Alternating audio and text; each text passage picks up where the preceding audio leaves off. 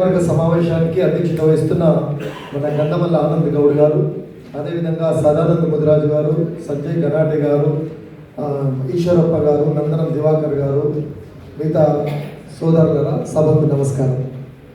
ఈ రాజకీయ తీర్మానము భవిష్యత్తులో మన ఓబీసీ మోర్చా ఏం పనిచేయాలి, ఎంత ఆవేదనతో పనిచేయాలి అన్నది చాలా గొప్ప తీర్మానం. చీరా శ్రీకాంత్ గారికి ధన్యవాదాలు ఇది ప్రవేశపెట్టినందుకు.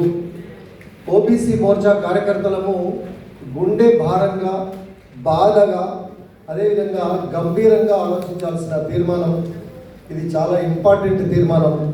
ఎందుకంటే మనకు చాలామందికి తెలిసి ఉండవచ్చు, బీసీలలో కొన్ని వృత్తి కులాలు ఉంటాయి, సేవా కులాలు ఉంటాయి, సంచార జాతులు ఉంటాయి, అదే వాటిని డిఎన్టీ అంటాం. అదేవిధంగా ఆశ్రిత కులాలు కూడా ఉంటాయి.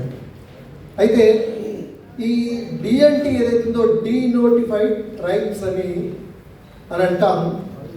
ఇంగ్లీషోడు బ్రిటిషోడు పోతు 1947లో 187 జీవో తోటి క్రిమినల్ ట్రైబ్స్ అని ఒక పేరు పెట్టిపోయాడు దొంగల్లాగా.